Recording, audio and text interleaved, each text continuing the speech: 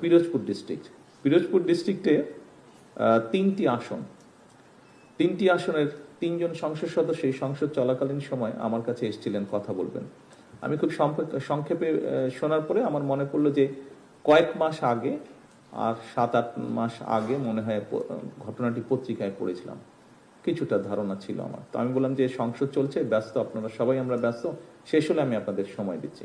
শেষ হওয়ার পরে গত এক সপ্তাহ আগে আমি ওনাদেরকে টাইম দিয়েছিলাম, এটিও পত্রিকায় এসেছে, পরের দিন আমি নিজেও দেখলাম পত্রিকায় এসেছে। যাই হোক, পিরোজপুর জেলা অনেকেরই হয়তো সেখানে আপনারা গিয়েছেন আপনাদের দায়িত্ব পালন করার সময় বা দায়িত্ব পালন করেছেন।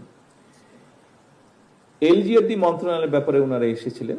স্বাভাবিকভাবে এলজিআরডি যেহেতু ভিতরে রাস্তাঘাটগুলো তৈরি করে মানুষের কষ্ট হচ্ছে, গত প্রায় 1 বছর বন্ধ আছে উন্নয়ন কাজ, ফলে মানুষের চলাচলে অসুবিধা হচ্ছে। সেই জন্যই ওনারা এসেছিলেন যে কি করে কাজ শুরু করা যায়। আমি ওখানে সেক্রেটারি ছিলেন, মিনিস্টার ছিলেন।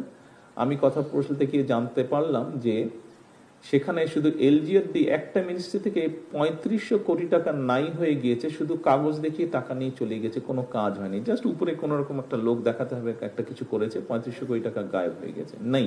এবং লিটিগেশন হওয়ার কারণে সব কাজ বন্ধ হয়ে আছে। এইটা নিয়ে সমস্যাটা, কিভাবে এই সমস্যাটাকে জটটাকে ছুটিয়ে মানুষের জন্য কাজ করা যায়, রাস্তাঘাট নির্মাণ করা যায়।